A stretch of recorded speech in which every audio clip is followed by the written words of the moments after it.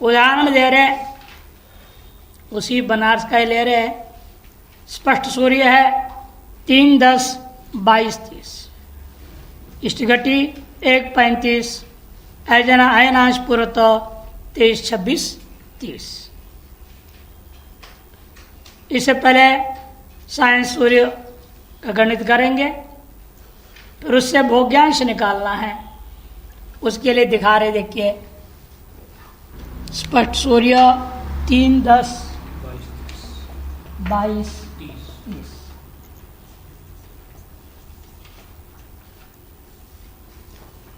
फिर इष्टघटी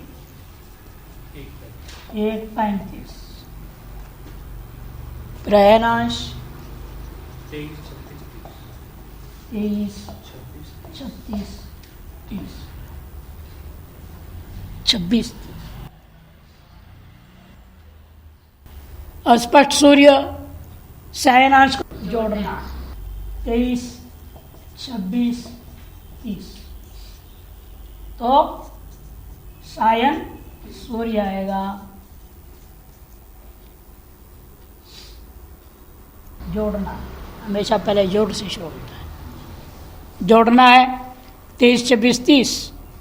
तो बना 30 और 30, 60। शून्य हो जाएगा। 1 इधर है, 6, 7, 8, 1, 9 और 4, 23, 33। 33 में 30 निकालो, 3, 3 और 1 4, 4, 3, 49। शून्य हो गया। अब 30 में से, अंश में से 3, 39, 0, 0 निकालेंगे। तब घटाने से कितना बैठेगा? 11 और 26। 26, 11 हो जाता है। ये हो गया आपका भोग्यांश। अतः भोग्यांश आपका है 26, 11। और सायंस सूर्य स्पष्ट 4, 3, 49। 0, 0 था ना, ये था। अब सिंह के उदयमान आपका है 345, क्योंकि 4 नंबर है ना, ये 4 का सिंह में जाना पड़ेगा। सिंह राशि का उदयमान कितना है? सिंह राशि के उदयमान आपका है 345। इससे अब भोग्यांश को गुणा कर 30 से भाग देने पर प्राप्त लब्धि होती है। कितना देखते हैं। इसे भोग्यांश 26, 11 इंटू 345। भोग्यांश को गुणा कर दो उदयमान से, फिर 30 से भाग करना। 345 इंटू 11 तो कितना होगा? 37, 95। और 26 से गुणा करेंगे आप, 6, 5, 30, 6, 24 और 30, 3, 7, 2, 6, 3, 18, 2, 30, 2, 5, 10, 2, 4, 8, 1, 9, 2, 3, 6। तो 8, 9, 7, 0 ये बना। 8, 9, 7, 0। इसको भाग दीजिए अब 30 से, तो कितना बनेगा? 30 से भाग करेंगे तो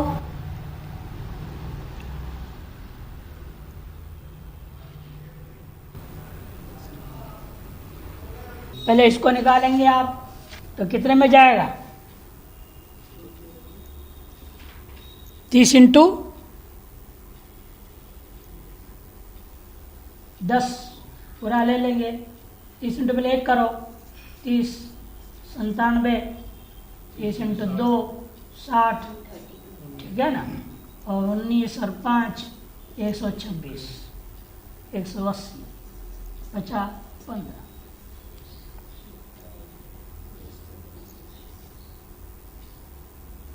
और इसको 30 से भाग करो तो 3 दूना 6, 29, 3 9 27, 27, तो 27 आया 30 इंटू 9, 299, शून्य का शून्य रहेगा।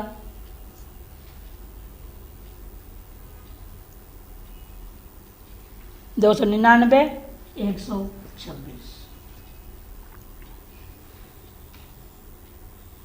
126 में उसमें से क्या हो जाएगा, 120 निकाल दो, 6, तो यहाँ पर जाएगा 301, 6, वही 301, 6, 30, ये भोग्यकाल बन जाता है। अतः भोग्यकाल उससे इंटू 26 डिवाइड बाई 30 किया तो भोग्यकाल आया आपका 301, 6, 30।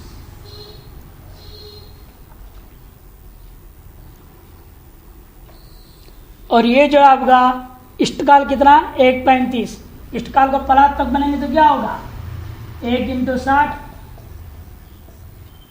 हो गया, 35 जोड़ेंगे, पलात्मक हो जाता है 95, पलात्मक इष्ट क्या हो जाएगा 95, 95 से ज्यादा है, ये अधिक है, इष्टकाल 50 से अधिक है। अतः उक्त जो नियम बताया यहाँ क्या क्या, तो भोग्य काल से इष्टफल अल्प हो तो नियम अलग है, अधिक हो तो नियम अलग बताया था इस श्लोक में। तो अधिक हो तो क्या है, अतः इष्टकाल 95 को 3 से गुणा कर दो, अधिक हो तो क्या करना पड़ेगा, 95 को 30 से गुणा कर दो।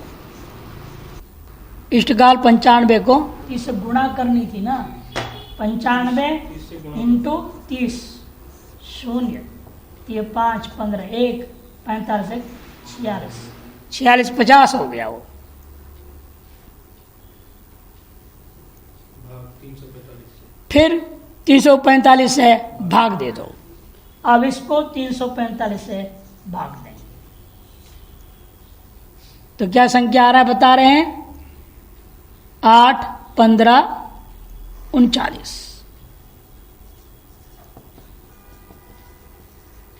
8, 15, 39, 39 है क्या, हाँ हाँ हाँ 39। कैसे, 8 में भाग करो, 8 पंजे 40, 0, 4, 8 चौक 32, 36, 6, 3, 8 3 24 और 3 27, ये है ना, 8 5 40, 0 4, 35 6 3, 27। अब कितना बचेगा इसमें, 0, 5 5 6 9 और 15 में से आ गया तो 8, 3 2 1, 1890 बनता है। इसको फिर क्या करेंगे, 1800 जो 95 बच गया, इसको 45 हो गया, फिर 60 से भाग करेंगे, 60, 6 2 12, नहीं तो मैंने 95 तो 30, ये 1890 इंटू 30 डिवाइड बाई 345 इंटू 30, 00, 27, 2, 24, 26, 2, 3, 11। अब इसको 345 से भाग करें, तब ये जाएगा 345 इंटू 1, 345 कर दो, कितना बचेगा, 00, 2, 2, 8, 5, 8, 15 ले लो, 15 इंटू 5, 45, 75, 5, 7, 15 तो 60 और 7, 6, 45 और 6, 51।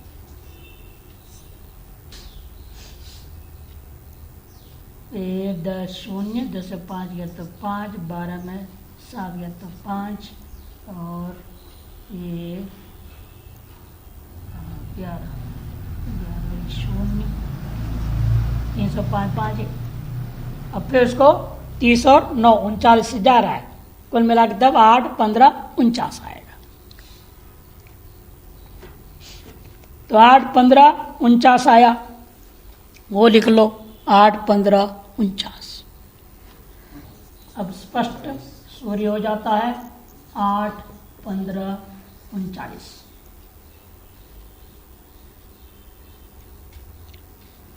इसको स्पष्ट सूर्य से जोड़ दो। स्पष्ट सूर्य कितना था? 3 10 है ना, 3 10 22 30, 3 10 22 30 कितना हो जाएगा? 9 8 3 18 3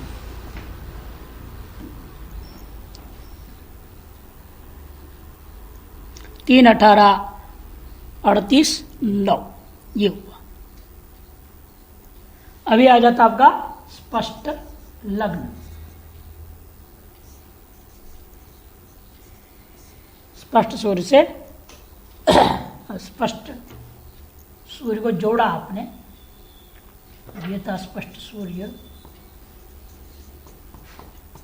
इसे स्पष्ट लग्न आ गया। ये पूर्वोक्त का लब्धि।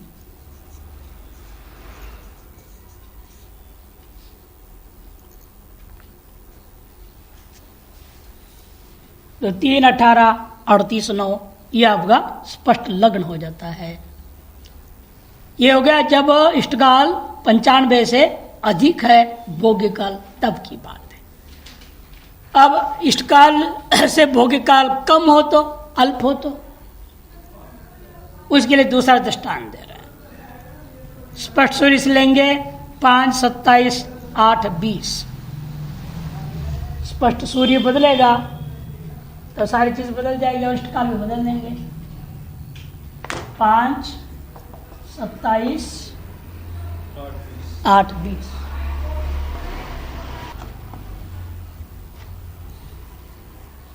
अब इष्टकाल क्या ले रहे हैं? साथ साथ अयनांश वही रहेगा। दिनमान इष्टकाल 40 10 40 10, तो फिर रात को आएगा 40 10। अयनांश वही है 23 26 30, और दिनमान इन्होंने जोड़ दिया 28 24।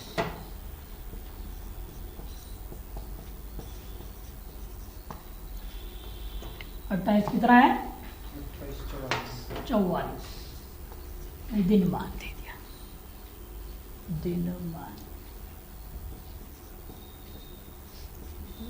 26 38। हाँ, पहले सब कितने दे रहे थे? पहले तो 30 ले रहे थे। 30 दे रहे थे ना, चलो 30 ही बना लो, कोई दिक्कत नहीं, 30 बना लेना। नहीं, नीचे भी बोले वही जोड़ते वक्त भी उन्होंने नीचे 38 ही डाला। 38 ही जोड़ दिया है कि पहले क्या लिए थे? 30 लिए थे पहले। नहीं नहीं, पूर्व दृष्टांत है, पूर्व दृष्टांतों में, पूर्व दृष्टांतों में क्या लिया था? है ना, 23 26 34। वहाँ 34 लिया है, यहाँ 30 या 38 ले रहे हैं, अलग अलग ले रहे हैं ना ये। हाँ, उन्होंने जोड़ा भी। हाँ, उधर 38 लिए हैं पृष्ठ संख्या 94 में। जी, पहले 38 लिए। हाँ, पहले भी 38 लिए हैं, 30 लिए। नहीं 34 लिए हैं, फिर 30 लिए, फिर यहाँ 38 बोल रहे हैं। जो भी ले रहे हैं वही ले लो, कोई अपने को कोई दिक्कत नहीं, गणित समझने से मतलब है। 38 ही ले लो, कोई दिक्कत नहीं। 23 26 38। 23 24 38 ले लेंगे। अब स्पष्ट सूर्य निकालेंगे, पहले 6 जोड़ा उन्होंने, 6 इसमें जोड़ेंगे तो 11 27 8 20। स्पष्ट सूर्य में जोड़ दिया, और फिर उसमें अयनांश जोड़ो, अयन सूर्य आ जाएगा। अयनांश जोड़ रहे हैं 23 26 38, है कि नहीं? तो हो जाएगा 58 और 34 और यहाँ 7 3 10 0 1 इधर 5 तो 20 12 12 20 34 38 12 का मतलब होता है राशि कोष चक्र समाप्त हो गया 0 0 मेष राशि मीन से मेष में पहुंच गया। ये हो जाएगा आपका सायन सूर्य, सायन सूर्य हो गया।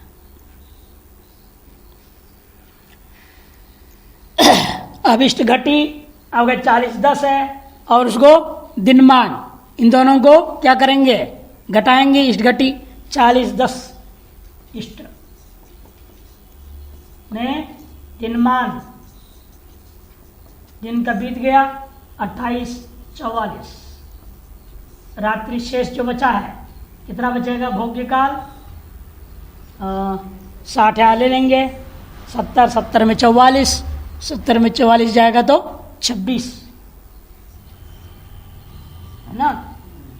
और फिर यहाँ बचेगा 9 में 8 गया तो 1 और 3 में 2 गया तो 1 11 26 और ये रात्रिगत इष्ट गति, रात्रिगत इष्ट काल ये बना है। रात्रिगत इष्ट काल निकला। अब उसको पूरे रात्रिमान से घटाएंगे आप, रात्रिमान से घटाएंगे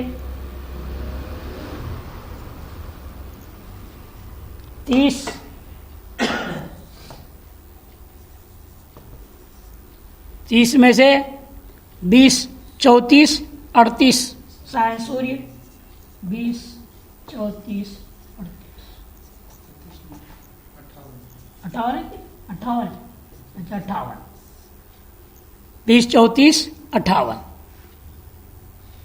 हाँ 58 उसको घटाए तो कितना होगा 2 और यहाँ 5 और यहाँ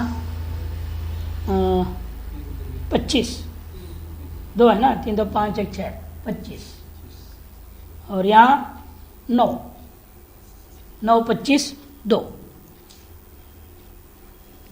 ये हो गया भोग्यांश, भोग्यांश आदि हो गया।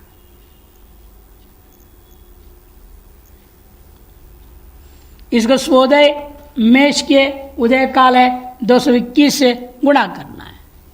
मेष का उदयमान 0 0 आया था ना, इसे मेष का उदयमान कितना है 221, उससे गुणा करो, इसको 221 में गुणा करना है 221 तो गुणा करने से कितना आएगा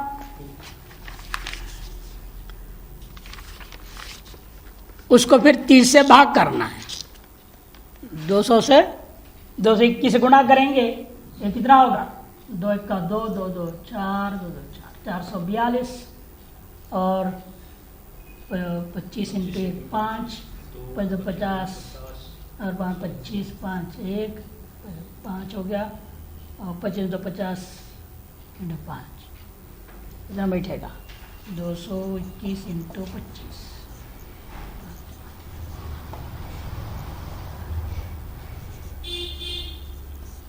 5 5 5 2 ठीक है 5 5 25 55 25 ये बना 242 और 221 को 9 से गुणा करो तो 18 1 18 1 19 1989 ये होगा। अब इसको 30 में भाग करो, 30 में भाग करेंगे संख्या दे रहे 69 22 23 9 22 23 बचेगा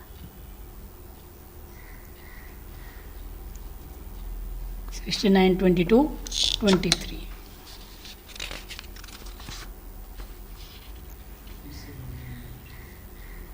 तो कैसे होगा? ये 69 से भाग करेंगे, कितना बचेगा यहाँ पर? 3 9 ज़र 18, 3 0 0 लगा लो पहले। 3 9 ज़र 27 7 2 18 19 20 कैसे बनेगा? 69 इंटू 30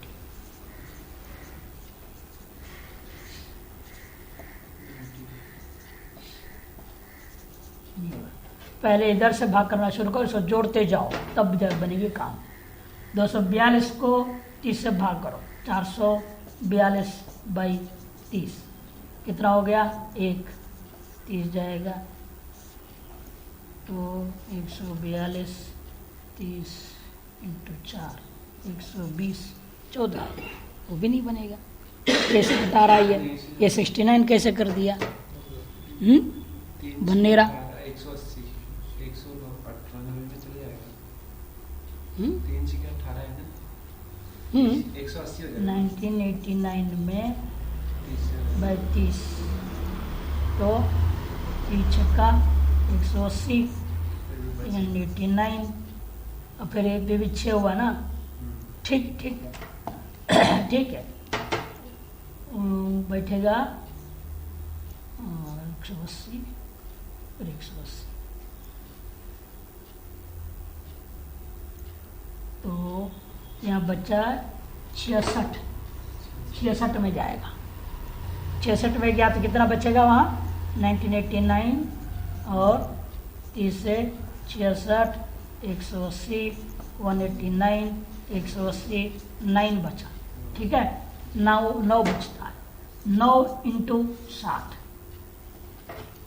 कितना हो जाएगा? 540।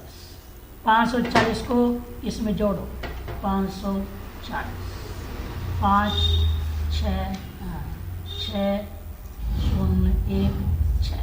अब इसको फिर 30 से भाग कर दो। 60 इंटू 2 30 इंटू 2 60 हो जाएगा, है ना? फिर 65 बचा, उसको भी 2 करेंगे, 60 5 बचेगा। अब फिर 5 इंटू 60 300 से 300 जोड़ो, 742 फिर 30 से भाग कर दो। 30 इंटू 2 60 1 42 30 इंटू 3 90 30 इंटू 4 जाएगा ना? 4 120 तो यहाँ 23 नहीं होना चाहिए, ये होना चाहिए 24।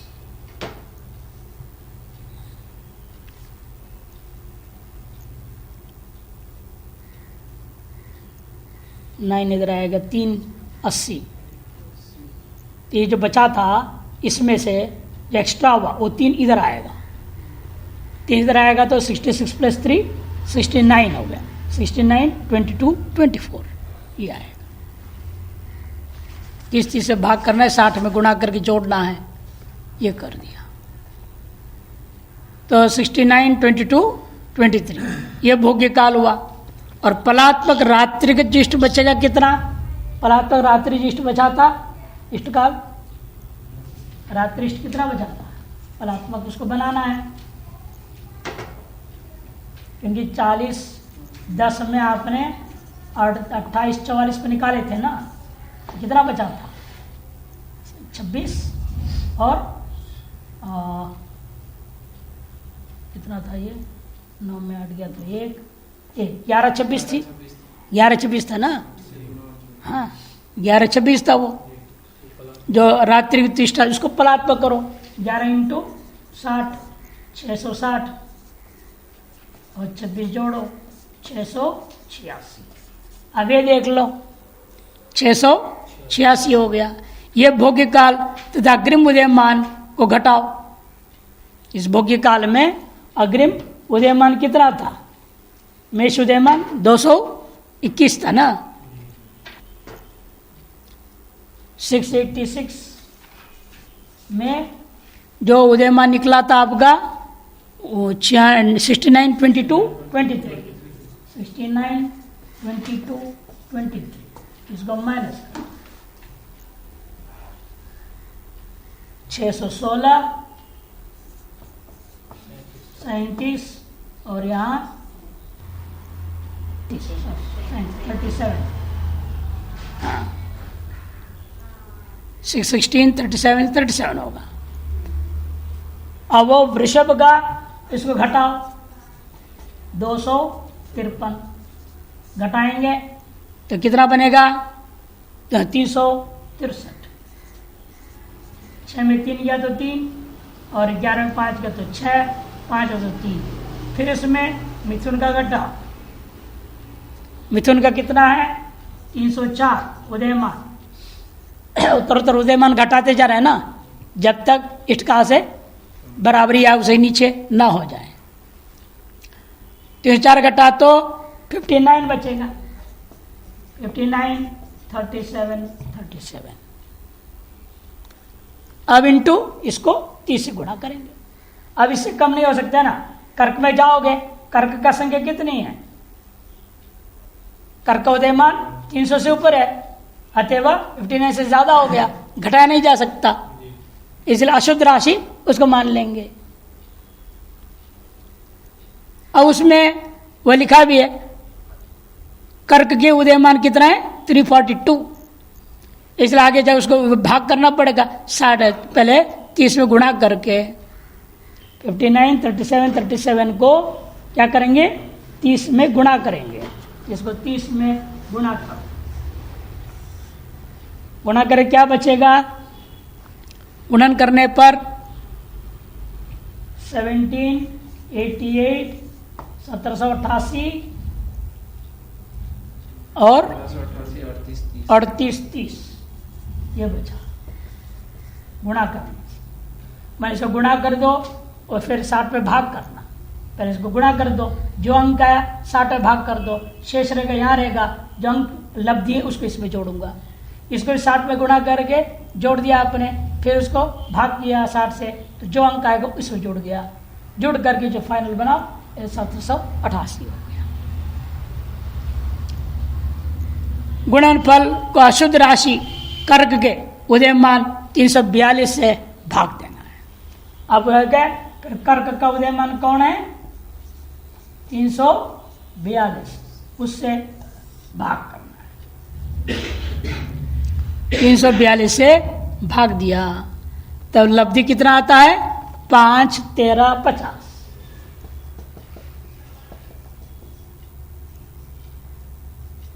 5 13 50 है।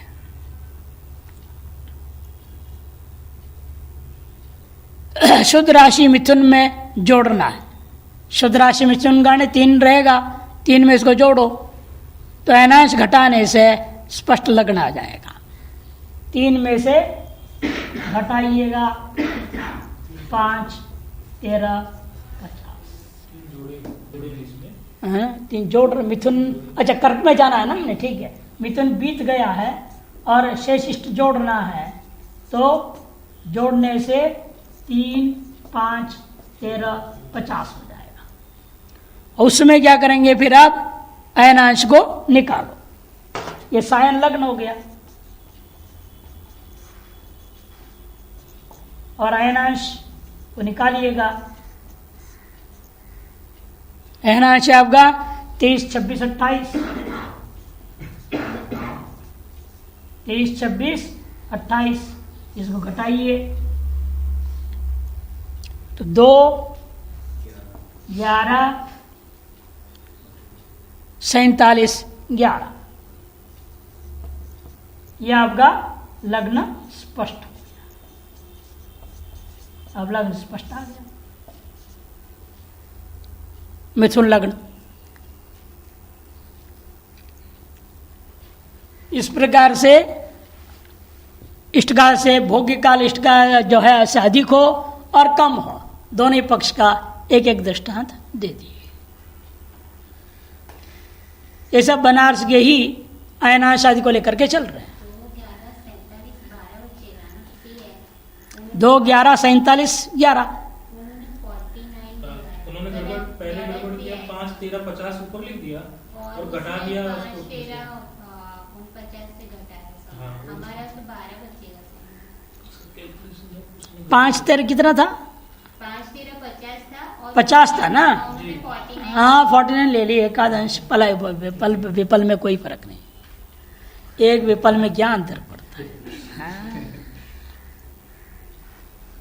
नतगाल साधन करना है अभी, इसके बाद आता है लग्न स्पष्ट निकालना आ गया, लग्न स्पष्ट निकल गया तो कुंडली लिखना आसान हो गया, लग्न ही तो मुख्य है कुंडली बनाने के लिए, लग्न आ गया। लेकिन उसके बाद नतकाल भी निकाल देना है। नतकाल के भी अलग अलग प्रक्रिया बताएंगे, 4 दृष्टांत देंगे। पूर्वम नतम स्यात् दिन रात्रि खंडम दिवानिशोरिष्ट घटी विहीनम दिवानिशोरिष्ट घटीषु शुद्धम द्युरात्रि खंडम त्वपरम नतम स्यात्। पूर्वम नतम स्यात् दिन रात्रि खंडम, दिनार्ध में दिनगत जो इष्ट घटी तथा रात्रि अर्ध में रात्रिगत इष्ट घटी को घटाओ। दिवानिशो इष्ट घटी विहीनम, रात्रि अर्ध में रात्रिगत इष्ट काल को घटाना है और दिनमान में दिनगत इष्ट काल को घटाना। माने बच्चा दिन में पैदा हुआ है तो इष्ट काल जो होगा दिन भर का ही दिन में ही होगा, दिनगत कहा जाएगा उसको। सूर्यास्त के बाद जो पैदा होगा वो रात्रिगत कहा जाएगा। अच्छा, दिनगत इष्ट काल को दिनमान में घटाइए, रात्रिगत इष्ट काल को रात्रिमान में घटाइए। नत घटाने से क्या हो जाता है तब? पूर्व नत एवं एवं दिनेष्ट घटी में दिनार्ध तथा रात्रि घटी में रात्रि को घटाने से परनत हो जाता है। दिवा निशोर इष्ट घटी शुद्धम और द्युरात्रि खंड से तपरम नतम स्यात्। पूर्वनत और परनत दोनों प्राप्त इस प्रकार से किए जा सकते हैं। जैसे देखिए उदाहरण दिए, इष्ट घटी 10-50 ले लिया और दिनमान आपका है 28-30। 28-30 दिनमान कितना है? 28-30 है। तो दिनमान का आधा कितना होगा? 28-30 का आधा 14-15 हो जाएगा। उसमें इष्टकाल को निकालिए 10-50 तो बचेगा 3-25। इसको पूर्व नत कहा जाएगा। 3-25 इसको पूर्व नत कहते हैं। और इष्ट घटी आपका मान लो रात्रिगत है 35-40, दिनमान आपका है 28-30, रात्रि मान है 31-30। तो रात्रि कितना हो जाएगा? 31-30 में 15-45। उस तो 35-40 में से 28-30 को निकाल दो पूर्ण इष्ट काल में से। रात्रि का तिष्ट आ जाएगा मेरे पास 7-10। रात्रि में पैदा हुआ है बच्चा, तो बच्चे का इष्टकाल कितना निकला है? 35-40।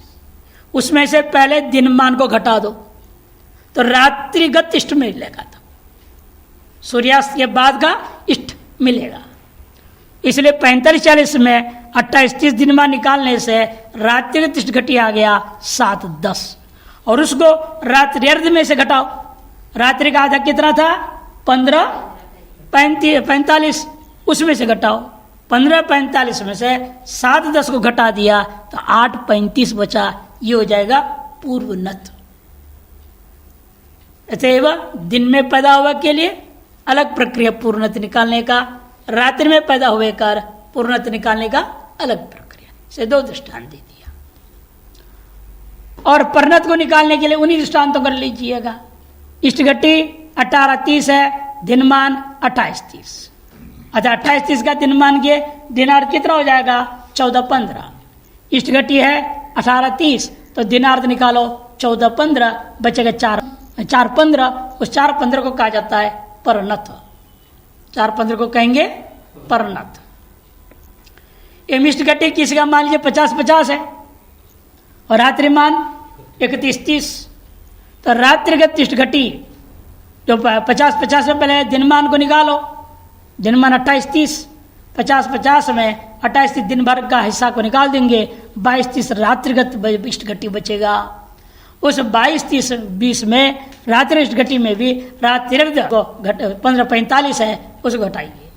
रात्रि कितना है 15:45, उसको घटाइए तो 6:35 बचा, इसको हम कहते हैं परिणत।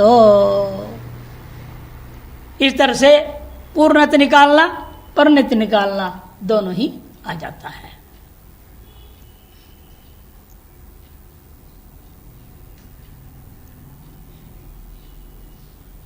पूर्णत का मतलब हो गया जन्म काल से पूर्व हिस्से में जितना बीता हुआ था उस इष्ट काल का उसको लिया जा रहा है, और परिणत उत्तरकालीन लिया जाएगा। अच्छा, आगे का बचा हुआ दिखा दिया।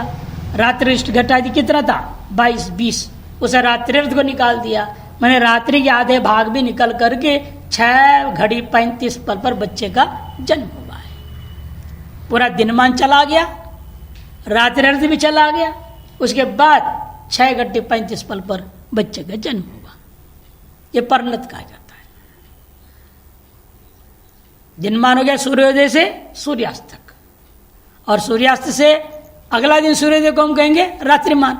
उसमें से रात्रि आदि ले ली, मैंने बीच मध्यरात्रि तक, मैंने सूर्यास्त से मध्यरात्रि 12 बजे तक ले लिया लगभग। उसके बाद का जो समय बच्चे के जन्म का इष्टकाल जितना बचा उसको कहेंगे परिणत।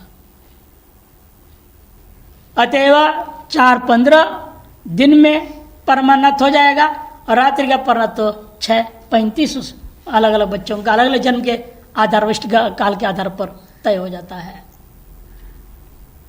अब मुख्य चीज आता है दशम लग्न साधन।